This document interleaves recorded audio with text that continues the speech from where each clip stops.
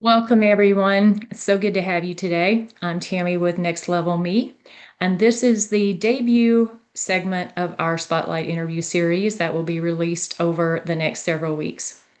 I have joining me today Sarah Hanson, and I am so excited to have Sarah as our first spotlight because not only is she a dear friend, but her story is amazing. So, after 15 years in corporate, in various business development and organizational and operational excellence roles. She, about a year ago, decided that the role that she was in was not aligned with who she was meant to be. And so she stepped away from that role to pursue her lifelong dream of being an author. She has now written a wonderful book of poetry that is so much more than just that, but I'm going to let her expand on that for you. Welcome, Sarah. It's so good to have you today. Oh, Tammy, I'm so glad to be here. This is just a really fun collaboration. I'm glad to be back in the same room with you. Same here, same here. So, you and I did a mini version of this discussion a few Yes, we months did. ago for our community. And at that point in time, you were early on in your journey. A lot has happened since that point. Yes. So, I gave everyone a bit of a teaser about your book. Can you share a little bit more with us about the name of your book, what the concept behind the book is, and then what steps you have taken since it was kind of a spark and a dream in your eye to where you are now? Yes, I would love to talk about my book. It is titled Conjuring the Hurricane. The Best Way to Save Your Life is Any Way You Can. It is a memoir in verse, so it is told through poetry, but I promise it's very readable story poetry, not the ineffable, hard to parse poetics. And it tells the story of how I left an abusive relationship and kind of tied that back to my own generational trauma and family patterns. And then it weaves in sisterhood and survival, resilience, starting over, second chances. And it's also got a love story in it. So there's a lot kind of going on. Um, and I decided that I wanted to tell this story probably starting in about 2022. That's when I got notice that my ex had died by suicide. And I had talked for a long time to like my friends and family about how I would tell the whole story someday, but like I needed to wait until that felt safer. And so 2022 felt like that was the time. I actually had a really dear friend of mine sent me a bouquet of flowers, and the note said, "It is time." So I was like, "Okay, I hear you." And so I didn't leave my job until 2024, but I began working on it kind of in my spare time, like kind of gathering stuff that I had written, just getting things together. And in 2024, my dad also passed. And we had had a really difficult relationship. That is where some of the generational trauma was rooted.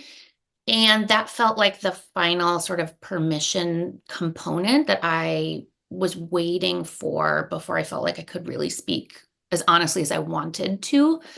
Um, because even though, we had a difficult relationship, he was still my dad and I didn't want to hurt him. So, in 2024, that is when I also received some unexpected inheritance from my dad that I had zero concept. I really thought we were just inheriting debt and trauma.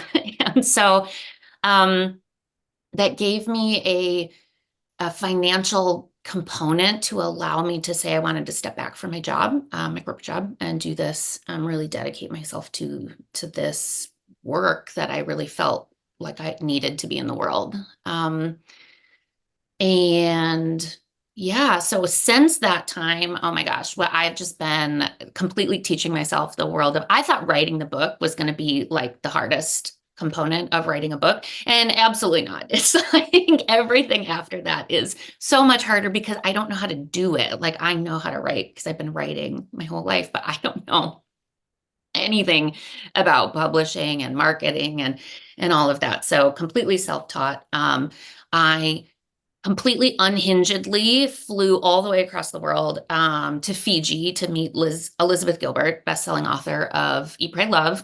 Um, and her new book, All the Way to the River, is also, bestseller. But just to like ask her if she would read, it was an early draft of this book too. Like it was so unhinged. But I was just like, I don't know, I'm gonna do it. Like, what's the worst is she'll say no. For broke. That's You right. don't you don't know if you don't ask, right? And I did not have a great sense at the time of whether she would say yes or no. I just was like, okay, that's the question I need to get answered. And either way, I will know what to do next. And she said yes. She took my book. And I had asked her if she would give like 5 minutes to whatever she had in like the, because she's running this retreat. And um, she kept it for 3 days. She gave it back to me. She quoted back like her favorite lines from like in the middle of the book. So not like, and so it was just like such a witness and such a I don't know, affirmation that this was like really something worth finishing. So yeah, I finished the book. I secured a publishing deal in June of this year. Publishing date is April of 2026. And in the interim, I've been learning how to build a website, like launch a Substack, figure out how to um, branding and a wide variety of things that very funnily relate to some of the work you and I did together in our corporate lives, where I'm Yeah. now, building lists and campaigns and doing some of this like marketing. I'm doing it on a personal level in a way that I never dreamed of when we were building a CRM in our past life. So it's really come full circle. Funny how those things we learn in our work life are transferable to a whole new side of Absolutely. us, right? Yeah, absolutely. Yeah, so now I am just getting ready to work with a marketing team, a publicity team. So many teams, like you write a book in basically complete isolation, and then you just first you get an editor and then a publisher, and then you get the creative team that's designed the cover. Oh, they've done the most beautiful cover work. And like this, once I saw the cover, I was like, this is a real book. This is really gonna live on a bookstore. People will see it and they'll be like, I want to buy that. It was just that was a real turning point. And then now it's like, now I need a marketing team. Now I need a publicity team. Now I need a social media manager. Like it's just uh exploded and I'm just kind of along for the ride. So we'll just like one step at a time. We'll make our way home, with the headlights doing like one little stretch of pavement at a time. And that's how we're stringing this together. Very cool. So incredible in terms of all those steps that you outlined. So you touched on something and I kind of made a comment, but you learned a lot in your corporate life, obviously. Um, what is that do you think, and you already alluded to some of them, have transferred into this new journey?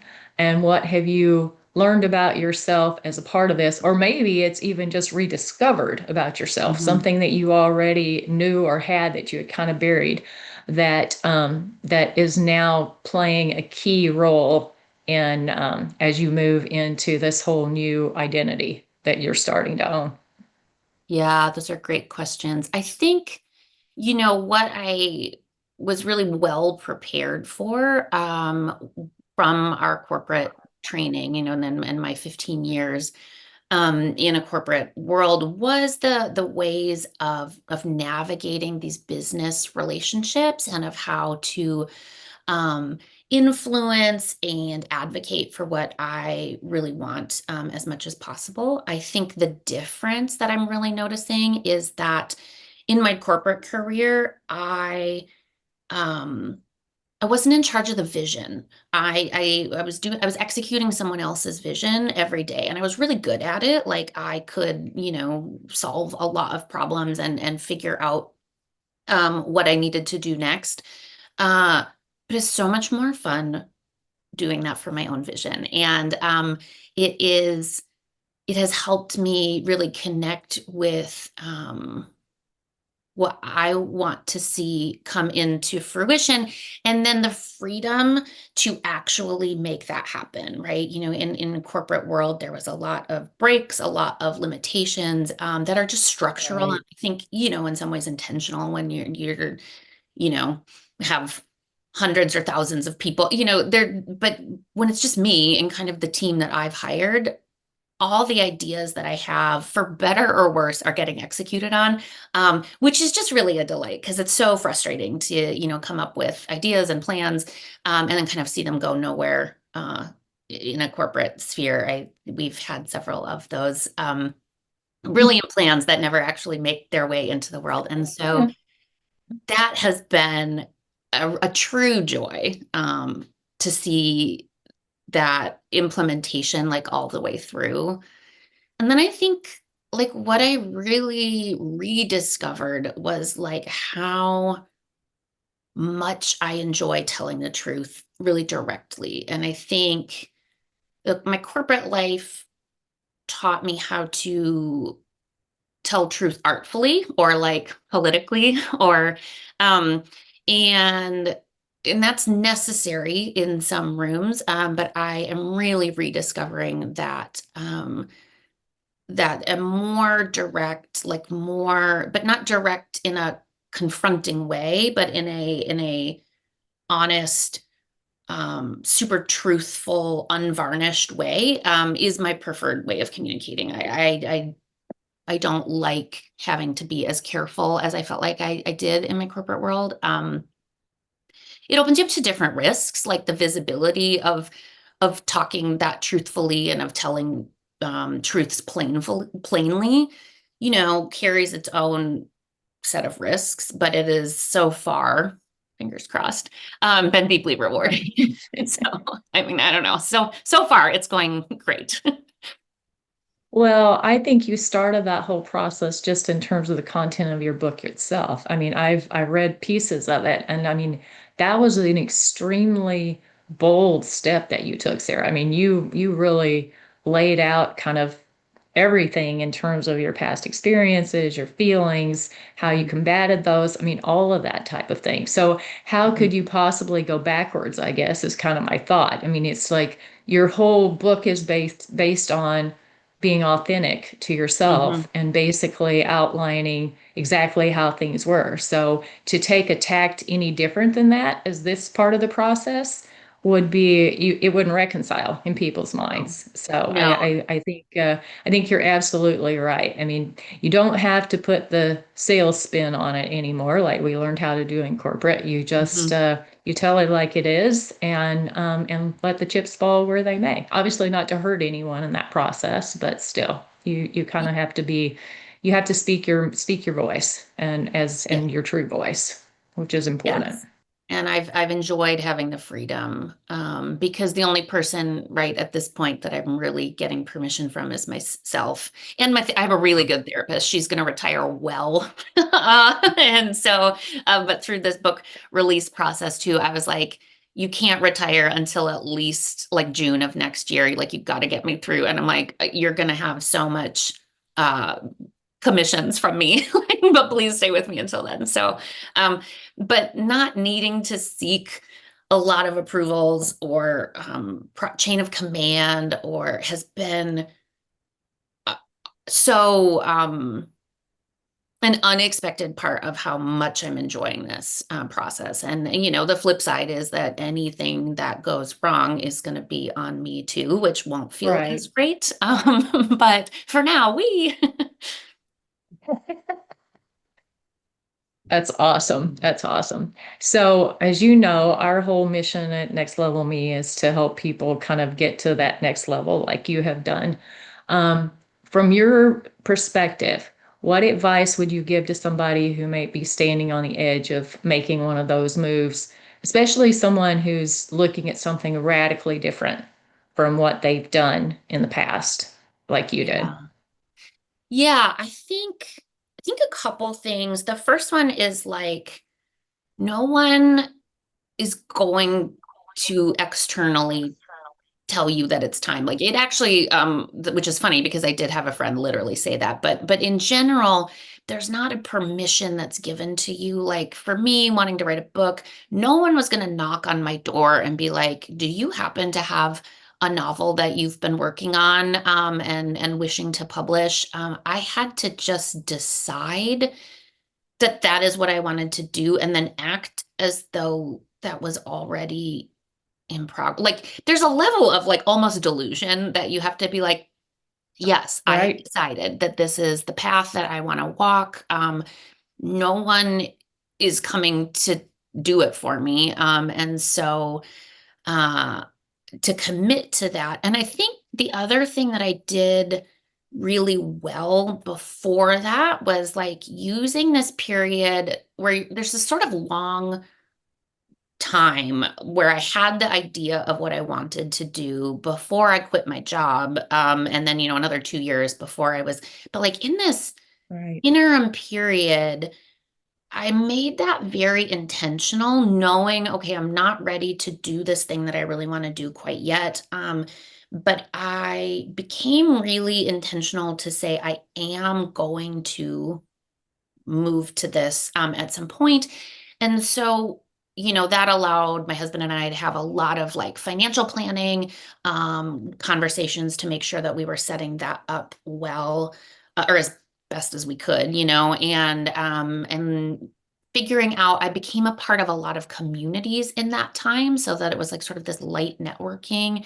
So that groundwork was already in place. It's exhausting to try to like build a community and market and do um so doing the things that I was ready for, that were intentional in how they were going to serve me in the future as well, made it more palatable, not palatable, but made it easier to make those transitions because I was sort of doing this pre-work knowing. And the other thing that it did is I talked a little bit about vision earlier, but it changed my relationship with my work, my corporate work at the time. I knew I wasn't ready to quit. But instead of my Right. day to day only being in service of like whatever boss's vision was for that day and having it, kind of change wherever, it made it so that my vision was what was driving this, which was my vision is I'm going to stay in this job, get as much financial security straightened out as I can. I'm going to you know, do the job as well as I can so that I free up some time to let me work on this. But it made what I was doing less directly about the job or someone else and much more like I'm in More about your control. agenda. Yeah. Yeah, and that, Yeah.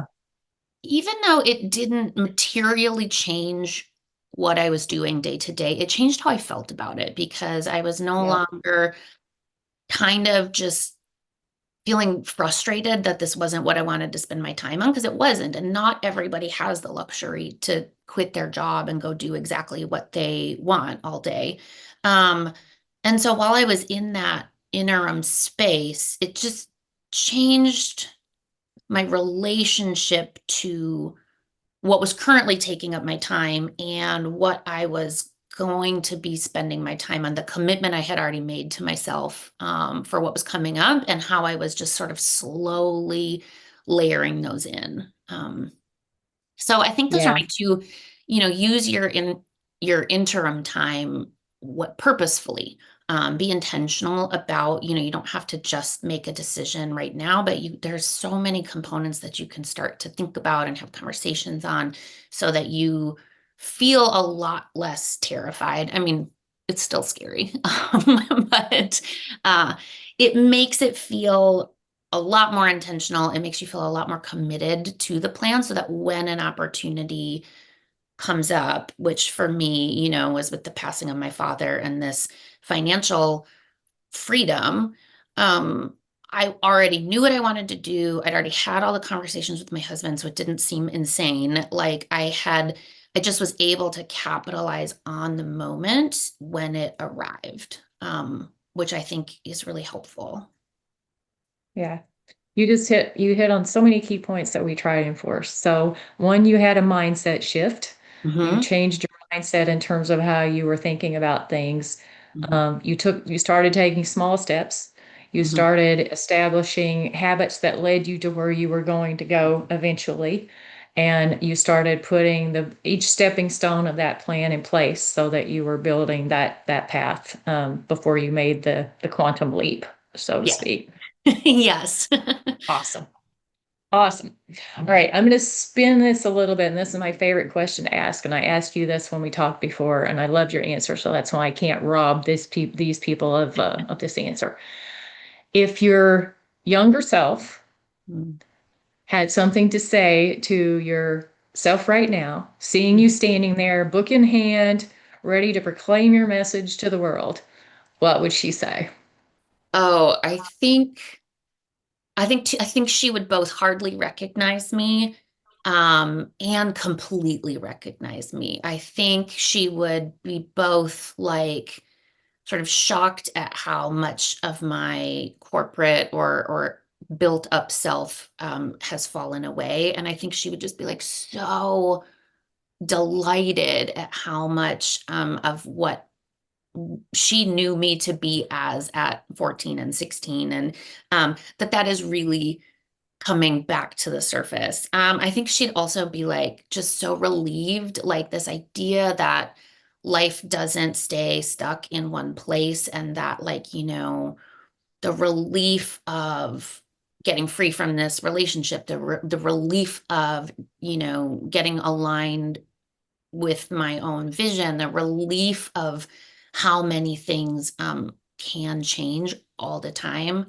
Um, but I think she would just be like I can't hardly believe it, and also like I'm so glad to see the, like, so I think it's that I hardly recognize you and I deeply recognize you at the same time, and it's makes me so happy. She's the best. Like, I always say, like, she had the best ideas. 16-year-old me was dead on like all of her, like what she thought about the world. And like she would not have executed it well. She had like really poor, but she really knew a lot of things that, I kind of got left behind. And so it's like such a treat to get to bring that back for her and for me, right? It's just such a anything I do where she's like, that's awesome. I'm like, okay, that's probably a good choice. Like, That is so great. mhm, So I would be remiss if I didn't give you an opportunity to tell people how do they stay on top of when your book is going to be in the mhm, market, so mhm. that they're aware of when they can buy it in the stores. Do you want to share like your website address or something with Yeah. us at the moment so that we can capture that and get that to make sure people have that available? Yeah, the best way currently to stay on top of book release and when it goes on pre-sale, which will be in March of 2026, is at my website. It's sarahhansonwrites.com. Sarah with an H at the end. Hanson is Hanson, and then writes like tippy types, not your hand. Um, and I'm sure you'll put that with the chat. Absolutely. And We'll you put can, that in the chat. Yep. yeah, And you put can it sign up out on with the LinkedIn as well. Yes. And so you can sign up there to be notified. There is no other newsletter kind of going out at the moment, so it's not a spammy thing. It will just as we get closer. And then you can also follow me on Instagram at the same Sarah Hanson Writes, and on Substack at the same Sarah Hanson Writes. And Substack is a lot more unhinged, kind of behind the scenes, author meltdowns, things of that nature. And Sarah Hanson Writes, we kind of unpack some of um, the poetics, but also really breaking down signs of emotional abuse and generational trauma that I didn't recognize so that other folks can potentially see that sooner than I did. So that's what's going on in all three locations. And I cannot wait to get this book out in the world and into people's hands. And I really hope um, it's really for the women and folks who find themselves saying, how did I get here? How did my life get like this? But it's also really for the moms, the sisters, the friends who've watched someone go through this and said, I have no idea how to help them. I don't know what to do or how to be in relationship while this is happening. It is really also for them as well. So I hope that it has a really profound um, positive impact and gives a lot of people, like the subtitle says, the best way to save your life is any way you can. I hope it acts as a permission slip for people to change their lives in any way they need to. Such a powerful message and presented in such a beautiful way. And I feel fortunate of the fact that I have been able to be kind of in the know Yeah. all along Yes. the way. Yes. I'm so There, appreciative for early readers too. It's like a deeply necessary part of the process. So yeah, I can't wait. I'm so excited. um, yeah, I'm excited for you. So this has been an amazing story, and I won't say a reinvention because I would call it more rediscovery. I think Sarah basically uncovered who she was at her core, and she was willing to take the step to do that. If you find yourself at a crossroads where you are not sure what your next step of the journey is going to be, please take Sarah's story as inspiration for what's possible in terms of alignment, fulfillment, joy, if you just have the courage to take that next step to find your next level me. And for those of you joining us live today, Sarah has agreed to stay on for a few minutes after we stop the recording to answer any questions you might have. And for the rest of you, keep going, keep growing. And if you're ready to find your next level, give me a call. I'd love to help. See you on the bold path.